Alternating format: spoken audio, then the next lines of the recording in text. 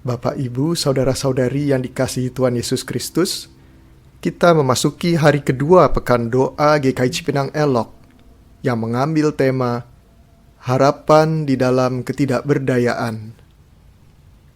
Untuk mempersiapkan diri, mari kita masuk dalam saat teduh.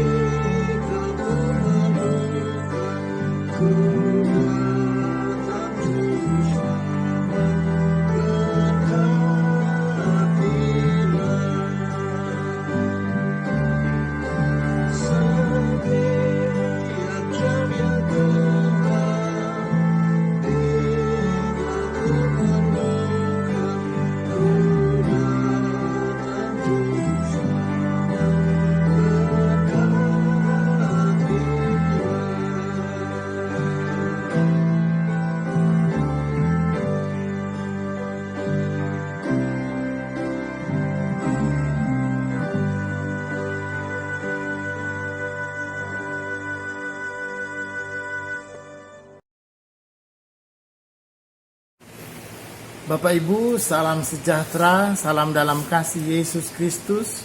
Kita boleh kembali bersama dipertemukan pada minggu atau pekan doa kita pada saat ini. Kita akan bersama merenungkan firman Tuhan dengan tema harapan di dalam ketidakberdayaan. Karena itu saudara, mari kita mengawalinya dengan doa. Bapa di dalam sorga, sungguh kami hadir di hadapan hadirat-Mu. Di dalam segala kelemahan-kelemahan kami. Kami sadar bahwa kami hanyalah debu yang Engkau bentuk sedemikian rupa. Sehingga di tengah-tengah pergumulan dan bahkan wabah yang mengancam kami di saat ini, kami hanya berharap di dalam Tuhan Yesus yang menjadi juru selamat kami.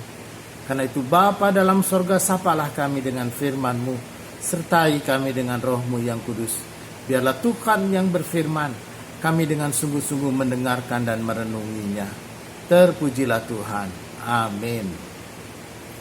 Saudara, firman Tuhan saya ambil dari 2 Korintus pasal 12 ayat 1 sampai dengan ayatnya yang ke-10.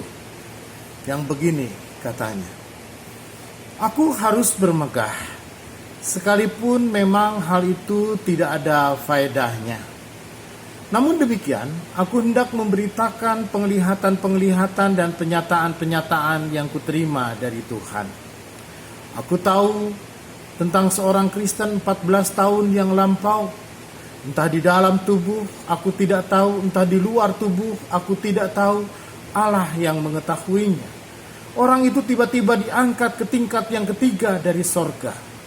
Aku juga tahu tentang orang ini. Entah di dalam tubuh, entah di luar tubuh, aku tidak tahu. Allah yang mengetahuinya. Ia tiba-tiba diangkat ke Firdaus dan ia mendengar kata-kata yang tak terkatakan. yang tidak boleh diucapkan manusia. Atas orang itu aku hendak bermegah, tetapi atas diriku sendiri aku tidak akan bermegah selain atas kelemahan-kelemahanku. Sebab sekiranya aku hendak bermegah juga, aku bukan orang bodoh lagi, karena aku mengatakan kebenaran. Tetapi aku menahan diriku supaya jangan ada orang yang menghitungkan kepadaku lebih daripada yang mereka lihat padaku, atau yang mereka dengar daripadaku. Dan supaya aku jangan meninggikan diri karena penyataan-penyataan yang luar biasa itu.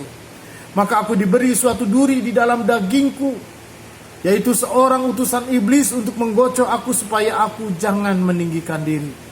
Tentang hal itu aku sudah 3 kali berseru kepada Tuhan supaya utusan iblis itu mundur daripadaku. Tetapi jawab Tuhan kepadaku, cukuplah kasih karuniaku bagimu, sebab justru dalam kelemahanlah kuasaku menjadi sempurna. Sebab itu terlebih suka aku bermegah atas kelemahanku, supaya kuasa Kristus turun menaungi aku. Karena itu aku senang dan rela di dalam kelemahan, di dalam siksaan, di dalam kesukaran, di dalam penganiayaan dan kesesakan oleh karena Kristus.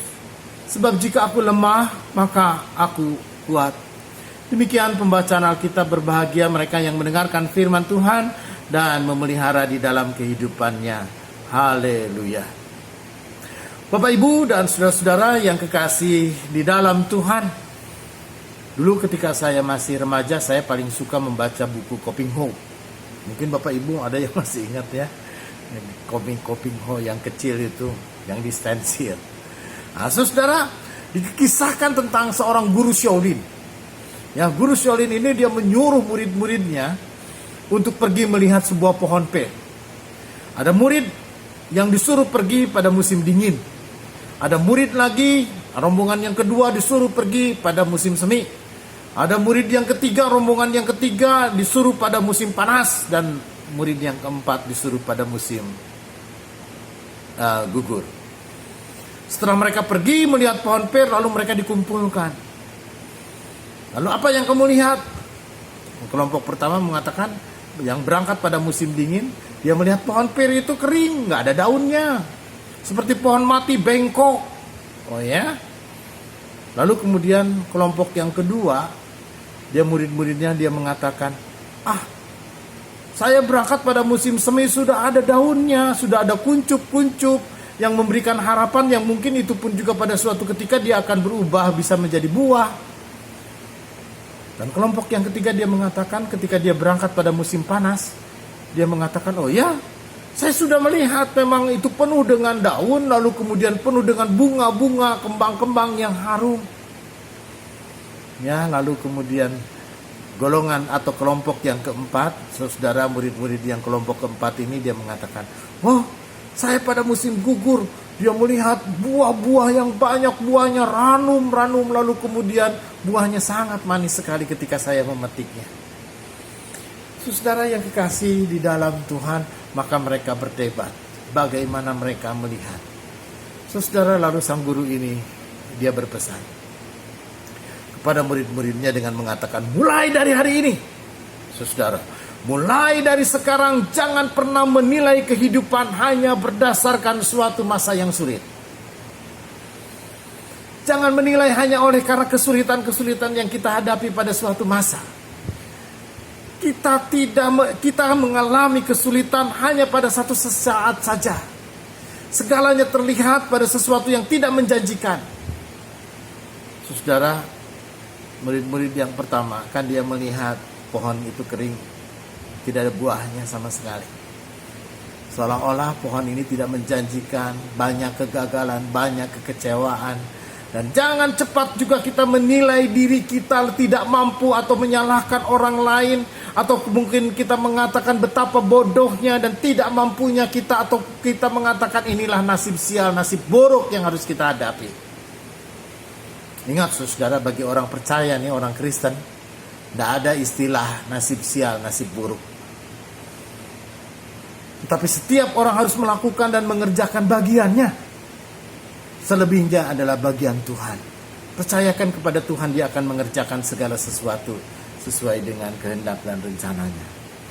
Karena itu saudara yang kekasih di dalam Tuhan, kalau kita tidak sabar pada satu musim, kalau kita tidak sabar waktu musim dingin, maka kita tidak akan pernah bisa melihat musim semi, musim panas, yang kemudian memberi buah pada musim gugur.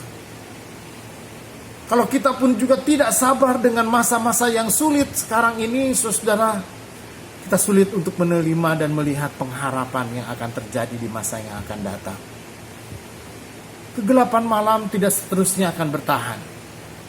Akan ada waktu fajar menyingsing yang akan menggantikan kegelapan dengan terang. Karena itu bersama dengan Yesus Tuhan selalu ada pengharapan yang baru. Saudara, itulah yang terjadi di dalam kehidupan Rasul Paulus. Sebagai rasul, dia pun juga merasakan apa itu kekecewaan. Dia pun juga sungguh-sungguh dia merasakan ya masa di mana masa sulit, dan yang itulah yang dia katakan betapa bahwa Tuhan sudah ada utusan iblis yang menggocoh aku. Dan itulah juga yang disebut sebagai duri di dalam daging yang menjadi hambatan besar bagi Rasul Paulus untuk melakukan pelayanannya. Siapa orang suka di dalam kelemahan, saudara? Kelemahan menunjukkan bahwa kita kalah. Kelemahan seringkali membuat kita menjadi patah. Kelemahan seringkali kita mengatakan ini nasib sial, nasib buruk, apes oleh karena kelemahan-kelemahan kita. Tidak ada yang suka orang hidup di dalam kelemahan. Dan bahkan kelemahan itu adalah sesuatu yang sangat mengecewakan. Karena itu saudara yang kekasih di dalam Tuhan, apa yang Rasul Paulus rasakan pada saat ini? Mungkin para teolog dan para penafsir Alkitab, dia mengatakan bahwa duri dalam daging itu adalah suatu sakit penyakit pada masa usia tuanya Rasul Paulus. Oh ya, saudara yang kekasih di dalam Tuhan, itu masa yang ketika masa tua dan ketika masa musim dingin, ketika waktunya musim semi, ya semua memang harus dijalani. Karena itu saudara yang kekasih di dalam Tuhan, ketika dia minta kepada Tuhan, dia memohon supaya utusan iblis itu pun juga diangkat atau dijauhkan daripada dia. Saudara, lalu kemudian Tuhan mengatakan, cukuplah kasih karuniaku bagimu, sebab justru dalam kelemahan kuasaku menjadi sempurna. Karena itu saudara yang kekasih di dalam Tuhan, kalaupun juga Rasul Paulus lalu kemudian mendengar kata Tuhan, cukuplah kasih karuniaku bagimu. Saudara yang kekasih di dalam Tuhan, mari kita bersama kita merenungi. Bukankah selama ini kita selalu menerima yang baik dari Tuhan? Mari kita hitung berapa banyak keberhasilan yang Tuhan beri untuk kita. Berapa banyak masa sukacita yang Tuhan anugerahkan untuk kita. Berapa banyak keuntungan-keuntungan usaha ataupun juga pekerjaan-pekerjaan baik yang kita lakukan selama ini. Berapa banyak yang waktu yang Tuhan beri, waktu yang begitu indah yang kita nikmati, kesehatan yang begitu panjang sepanjang hidup kita sampai saat ini Tuhan berikan kepada kita. Kita pun juga diberi makanan yang cukup. Bukankah Tuhan menyediakan segala sesuatu dengan kebaikan-kebaikannya untuk kita? Saudara yang kekasih di dalam Tuhan, kalau kita mengingat kitab Ayub, mengapa kita hanya mau menerima yang baik-baik saja? Saudara, kalau kita pun juga mengingat, apakah hanya kita pun juga mau yang baik-baik saja dari Tuhan? Maka kalau Tuhan mengatakan, cukuplah kasih karuniaku bagimu, cukup, sudah cukup. Dan saatnya kita memasuki masa yang sulit saat ini. Kalau kita kemarin menikmati masa musim panas, masa musim gugur dengan buah-buah yang banyak, ya sudah, kita saat ini memasuki musim dingin. Saudara yang kekasih di dalam Tuhan, maka apa yang dirasakan oleh Rasul Paulus? Dia mau mensyukuri kelemahannya. Dia mau mensyukuri kerapuhannya sebagai manusia. Ya, sudah cukup kasih karunia Tuhan. Tetapi di dalam kelemahan justru kuasa Tuhan itu menjadi sempurna. Di dalam kelemahan itu dia melihat kuasa Tuhan yang begitu nyata menaungi dia. Karena itu saudara yang kekasih di dalam Tuhan, Dia mau menerima dengan syukur, dan dia terus sambil berjalan di dalam pengharapan dia. Karena itu saudara, Rasul Paulus mengatakan, saya terlebih suka untuk bermegah dalam kelemahan, supaya kuasa Kristus turun menaungi aku. Saudaraku yang kekasih di dalam Tuhan, apapun pergumulan kita di saat ini, saudara, saya yakin kita kecewa oleh karena kehidupan yang harus kita hadapi. Oleh karena virus yang mengancam ini, kita harus tinggal di rumah. Kita harus bekerja dari rumah. Kita merasa kebebasan kita pun juga lalu kemudian separuh hilang. Kita tidak bisa bergereja, kita tidak bisa kumpul lagi dengan teman-teman. Kita pun juga tidak bisa lagi berkomunikasi dengan banyak orang dari dekat. Kita harus lalu kemudian mengatur jarak physical distancing. Kita pun juga tidak bebas mau pergi keluar kota, mau kemana, mau rekreasi, mau apapun. Saudara, ini bukan liburan. Karena itu saudara, bagi saudara yang punya usaha, ini pun juga menjadi sebuah pergumulan. Keuntungan-keuntungan yang sudah mulai berkurang, dan bahkan pembeli pun juga tidak ada. Dan bahkan karyawan pun juga mereka harus menikmati gaji separuh. Lalu kemudian bahkan ada sebagian orang yang kehilangan pekerjaan. Saudara, gereja pun juga lalu kemudian sepi. Kita mulai kebaktian dari rumah. Semua berubah. Orang mengatakan ini the new normal. Akan sesuatu normal, kehidupan yang normal yang akan kita alami. Tetapi sesuatu kehidupan yang berbeda. Karena itu saudara yang kekasih dalam Tuhan, tetapi apapun yang terjadi saudara, bahwa virus corona ini pun juga tidak hanya memberikan dampak kepada kesehatan dan ancaman kesehatan atau sakit penyakit kepada tiap orang, tapi juga memberikan dampak pada situasi sosial, ekonomi, dan bahkan politik. Karena itu saudara yang kekasih di dalam Tuhan, dengan yakin, dengan percaya, situasi yang mengecewakan dan di dalam kelemahan dan ketidakberdayaan kita boleh menaruh harapan hanya kepada Tuhan Yesus saja. Sebagaimana firman-Nya kepada Rasul Paulus, dia mengatakan, cukuplah kasih karuniaku bagimu. Tapi biarlah di dalam kelemahan-kelemahan ini kita boleh melihat kuasa Tuhan yang begitu sempurna, yang menaungi kita semua. Saudara, malam pun juga akan berakhir dan berganti dengan pagi dan siang. Bapak Ibu ingat lagu Jalan hidup tak selalu tanpa kabut yang pekat, namun kasih Tuhan nyata pada waktu yang tepat. Karena itu saudaraku yang kekasih di dalam Tuhan, di tengah-tengah kelemahan, ketidakberdayaan kita menantikan kuasa Tuhan yang nyata dan menaungi kita semua. Dan pada waktu yang tepat Dia akan mengubahkan dan memberikan kekuatan dan kemenangan kepada kita. Terpujilah Tuhan. Amin. Saudara, mari kita bersama kita berdoa.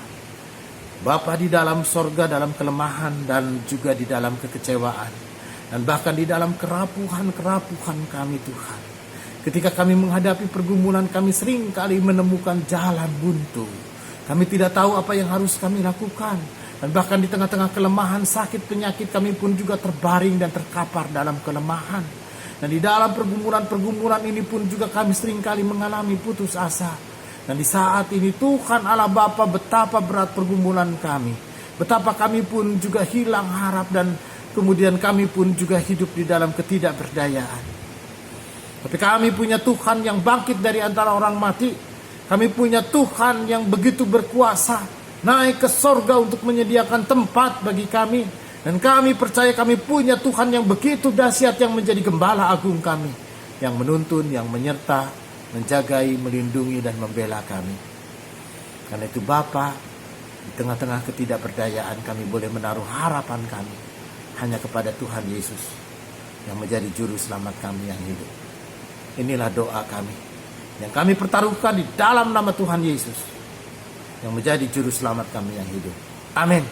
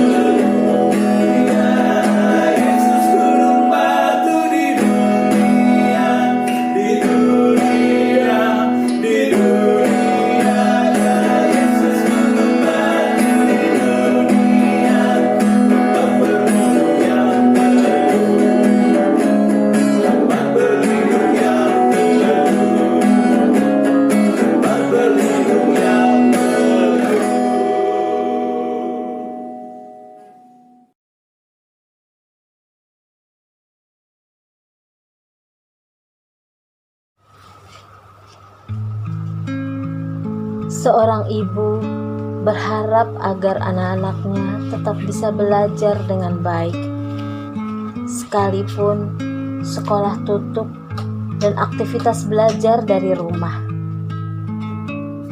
Seorang bapak berharap bisa bekerja kembali, sementara saat ini ia sedang di PHK karena perusahaan tidak beroperasional. Setiap orang diajak berharap dan menyerahkan seluruh pergumulan hidupnya kepada Tuhan. Marilah kita berdoa.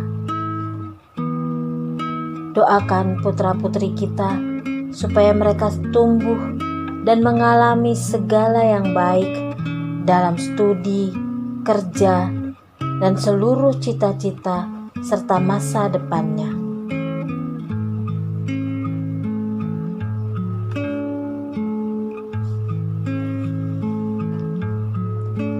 Doakan para karyawan yang kehilangan pekerjaan. Doakan yang berdagang dan usahanya tutup, serta kehilangan penghasilan, supaya ditolong agar tetap berusaha dan berharap dalam berkat Tuhan.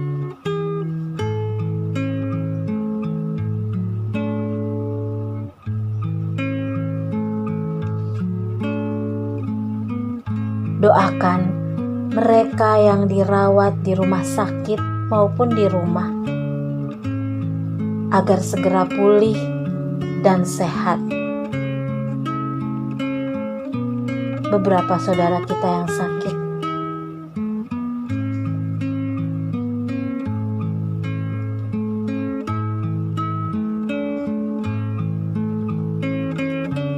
ya Tuhan, ketika kami boleh ada sebagaimana kami ada, itu semua karena kasih karunia-Mu. Dengarkanlah permohonan kami ya Allah. Di dalam nama Tuhan Yesus, penolong kami yang hidup, kami sudah berdoa. Amin.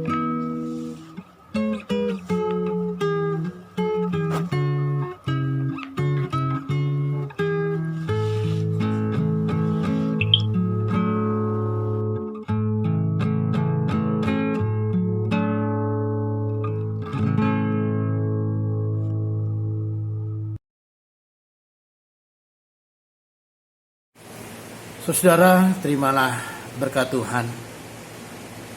Kiranya kasih karunia Tuhan Yesus Kristus dan kasih Allah dan persekutuan Roh Kudus menyertai saudara dari sekarang ini sampai selama-lamanya.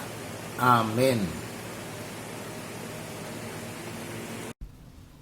Demikianlah Pekan Doa hari kedua. Sampai jumpa esok hari di Pekan Doa hari ketiga dengan tema Keberanian Menjalani Hidup yang akan dibawakan oleh Pendeta Lusindo Tobing. Tuhan Yesus memberkati.